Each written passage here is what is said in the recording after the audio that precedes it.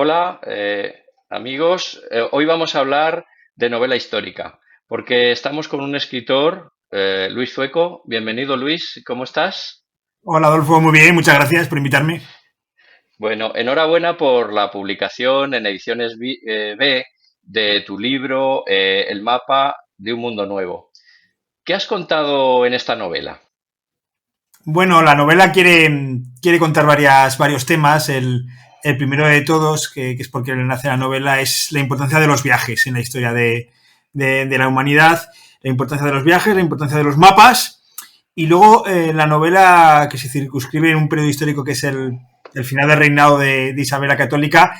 Lo que quiere explicar es cómo es el cambio de la Edad Media a la Edad Moderna, ¿no? Intentar explicar al lector que se imagine, que viaje en el tiempo, que se imagine ese final del siglo XV en el que todo está cambiando, prácticamente todo está cambiando, y que sea protagonista de ese gran cambio que va a ser el inicio de la modernidad. Claro, está claro que la protagonista o la que mueve todo esos viajes que ocurren es Isabel la Católica. Eh, ¿Qué faceta novedosa nos muestras tú en esta novela acerca de ese personaje histórico? Bueno, he intentado mostrar un personaje lo más humano posible. Entonces la novela se centra en los últimos años de Isabel. Hay que pensar que ella es una mujer de cierta edad para la época, que sobre todo es una madre, que tiene 5 hijos, que son hijos para la época, que están en edad casadera, que se suele decir. O sea, hay que casarlos con el inconveniente de que no son 5 niños normales, sino que son cinco príncipes, ¿no? 5 príncipes, cuatro mujeres y el heredero Juan, que hay que ver muy bien con quién casas, ¿no? Que por un lado tienes que utilizarlos, aunque suene mal la palabra, estratégicamente, diplomáticamente, ¿no? Tienes que buscar las alianzas matrimoniales que más te convienen, pero claro, tienes que luego que tener mucho cuidado, ¿no? Con quién los casas porque te puedes estar jugando la corona, ¿no? Y luego también es una Isabel enferma. Isabel en la última etapa de su vida está muy enferma, parece ser que tiene un cáncer. Y lo que ve es peligrar todo su reinado. En los años finales de su vida, Isabel los pasa muy angustiada porque ve que todo lo que ha conseguido, que es increíble, pues puede acabar en las manos equivocadas, ¿no? Y eso le angustia gran parte de su vida. Entonces vamos a ver una Isabel muy humana, muy preocupada por su familia, por su reino y por el futuro de ambos. Sí, efectivamente, seguro que está muy preocupada por su reino, pero a mí me parece que en esta novela histórica que has hecho, eh, existe, además de la historia que pasa a los anales, existen también una intrahistoria de una serie de personajes cotidianos que hacen posible, digamos, el transcurso de la trama de la novela. ¿Nos puedes hablar de esos personajes cotidianos que pueblan tu novela y que se van interrelacionando a lo largo de ella? Sí, claro. Al final, el 95% de la población es gente bastante humilde, ¿no?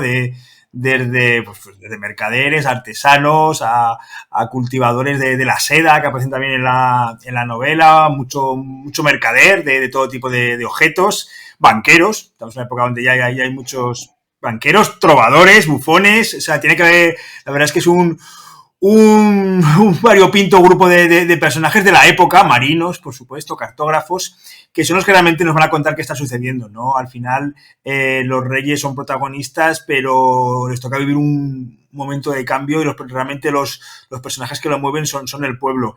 Entonces, el protagonista es un cartógrafo, es un personaje muy joven, es Noah, es de Flandes, de la ciudad donde se casará Juana con Felipe el Hermoso.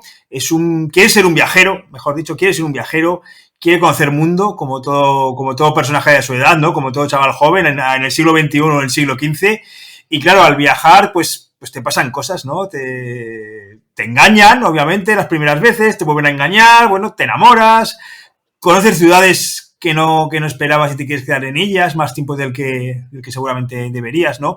Y a través del personaje de Noah vamos a conocer el mundo de la Europa y la España del 15. Pero luego hay otro tipo de personajes. María es la otra protagonista, ¿no?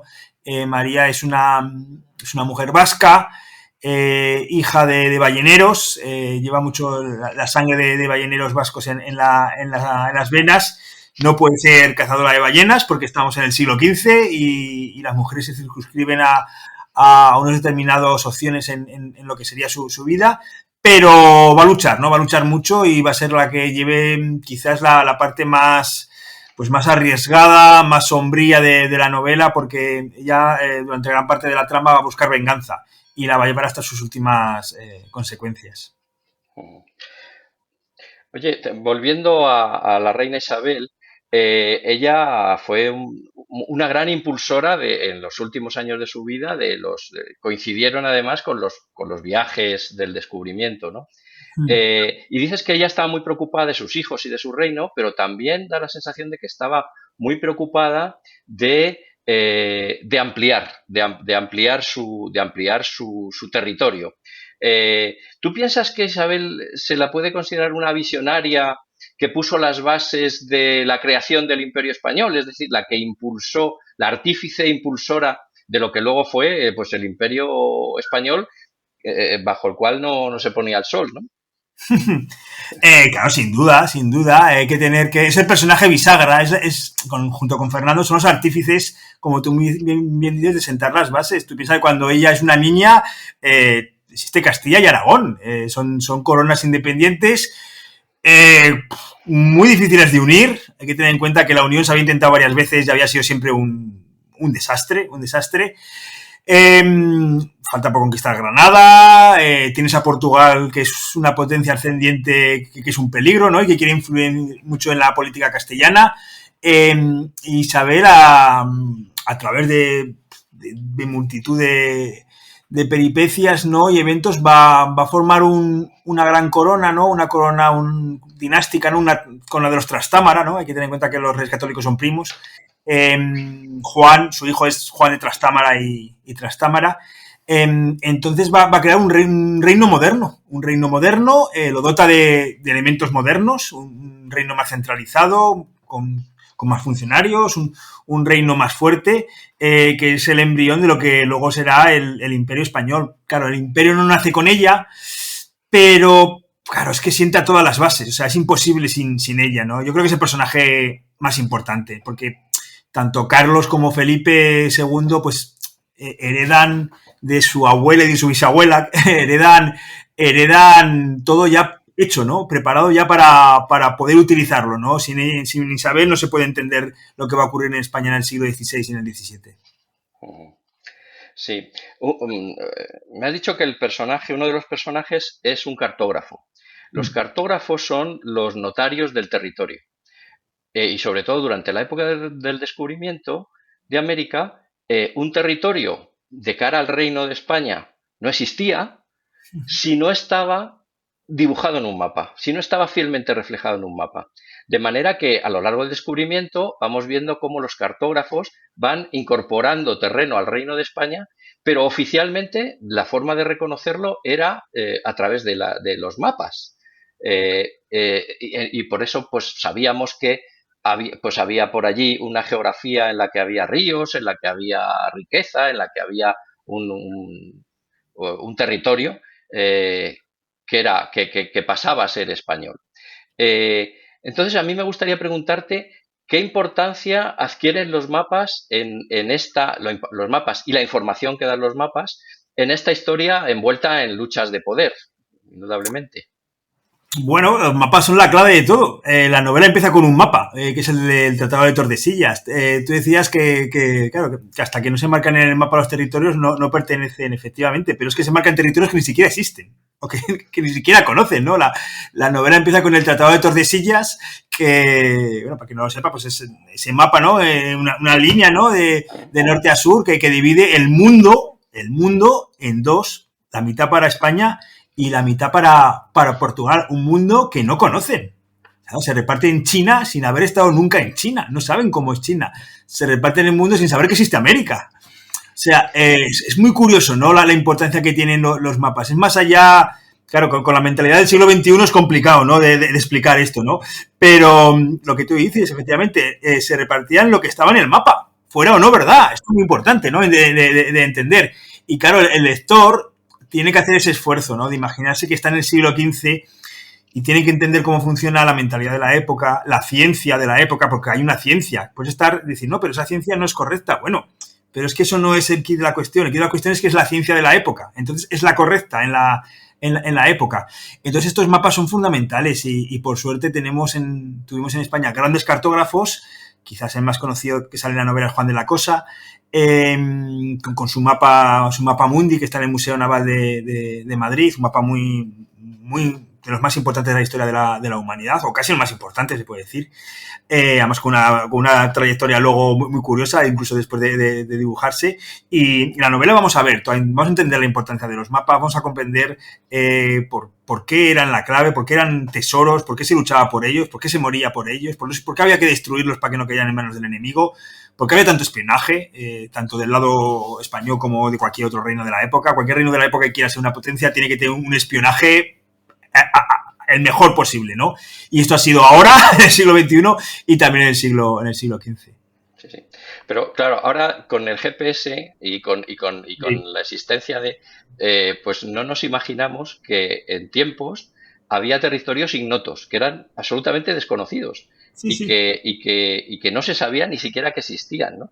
Y verdaderamente los cartógrafos eran quien iban descubriendo pues esa geografía en este caso a los dirigentes, a los reyes, y a los dirigentes de los reinos. De modo que sí, es muy notable la importancia que creo yo que tenían los mapas. Lo digo con mucho cariño y con mucho interés porque yo soy cartógrafo. Entonces soy muy consciente de la importancia que tiene el tener registrado tu territorio. Realmente un estado no existe si no es bajo un territorio. Es uno de los principios fundamentales de un estado, es disponer de un territorio. Bueno, cambiando un poco de tema, en el siglo pasado había un programa televisivo que había sido escrito por Antonio Gala, que se llamaba Si las piedras hablaran. Tú eres el director del Castillo de Grisel y del Castillo Palacio de Uluente. Aparte del concienzudo trabajo que has tenido que hacer para documentar históricamente esta novela, este thriller, que no solamente es una novela histórica, sino que es un thriller en el cual hay una ficción que es tensa y que permite avanzar la novela y leerla con un interés probablemente mayor que el que sea un simple documento histórico, ¿no? Lo que te decía es que siendo director y viviendo en el ambiente de esos castillos y una gran amante de los castillos, ¿cómo aparte de la documentación histórica que has tenido que hacer, cómo te han inspirado esas piedras, esos monumentos a la hora de recrear las novelas? Sí, yo me fijo mucho en el patrimonio, en castillos, palacios, iglesias. A mí me gusta utilizarlos mucho en las novelas. El problema que tiene el patrimonio es que, claro, que va evolucionando, ¿no? Porque, claro, a mí siempre me dicen, ¿pero este castillo de qué siglo es? Bueno, pero es que eso no es tan fácil de responder. El castillo pues se construye en un siglo, el siglo siguiente se cambian en estancias, se destruye, se reconstruye, se modifica. Un edificio de 600 años. Digo, ¿cuántas veces has hecho reparaciones en tu casa? ¿Cuántos años tiene tu casa? 50. ¿Y cuántas veces has tenido que cambiar alguna? O sea, esto hay que entenderlo, ¿no? Entonces, muchas veces cuando vamos a ver un edificio, pues, claro, tienes que decidir en qué época lo quiero ver. O sea, el edificio, o sea, voy a ver una catedral, vale, pero ¿en qué época? ¿Qué catedral quieres ver? Porque aquí hay varias catedrales, ¿no? Entonces, también hay que utilizarlo en la novela y yo utilizo mucho los escenarios. Por ejemplo, en la novela hay un escenario que para mí era fundamental, que no es un castillo, ni es un palacio, ni es una catedral, y por eso es tan importante, que es una lonja, la lonja de la Seda de Valencia. Y dirás, ¿y por qué es tan importante? Hombre, porque es el cambio de época, es lo que te está marcando. La lonja de Valencia es un edificio civil, un edificio de los mercaderes, es la catedral del comercio. Estamos hablando de que ya no solo el clero puede hacer catedrales, no solo la nobleza puede hacer palacios, no solo puede el ejército hacer castillos, sino que en el siglo XV los comerciantes reunidos deciden hacer un monumento que es patrimonio de la humanidad. que es la lonja de Valencia, ¿no? Ahí se ve un poco mi interés por el patrimonio, ¿no? De describir esos edificios que ellos son claves para entender como una época. Igual que cuando escribo una novela del siglo XII, pues hablo de cómo es un castillo, pero un castillo militar, no los castillos palacio que estamos más habituados a conocer, ¿no? Y más europeos. O la importancia de una catedral, pero claro, la catedral en la época. Sí, a mí me inspira mucho estar en los castillos porque te envuelves un poco de la época y yo creo que le pones más interés y más detalle a los edificios y a los escenarios que vas a utilizar luego en la trama. Ujú. Y claro, y además ambientas adecuadamente y con un rigor científico, pues los espacios en los que ocurre la novela, entiendo.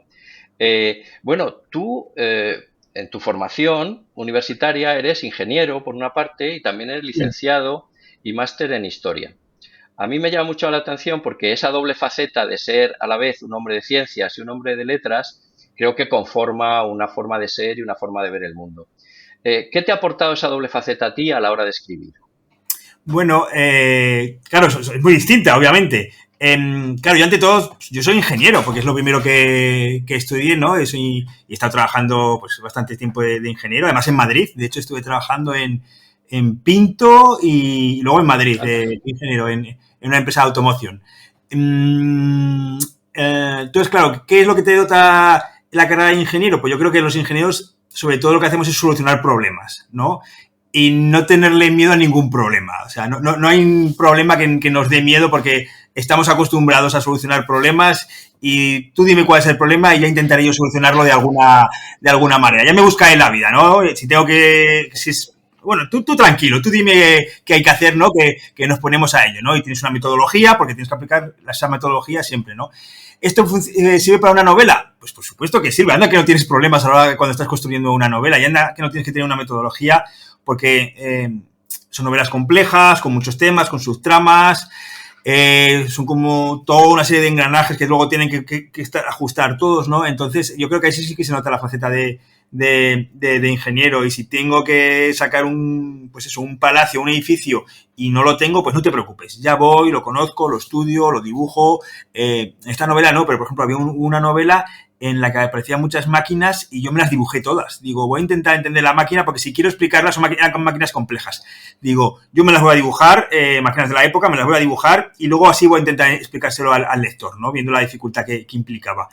Pero por otro lado también tengo la formación de historia y claro, eso yo creo que también en este caso para novelas históricas se nota. Si fuera otro tipo de novela, claro, si estuviéramos hablando de novela negra, pues te diría, hombre, pues la parte histórica igual no tanto, ¿no?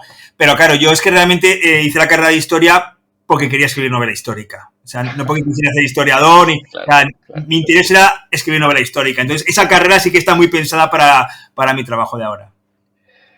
Bueno, pero también eso quiere decir que te has ido encaminando por donde a ti Sí, te ha sí. apetecido y eso no.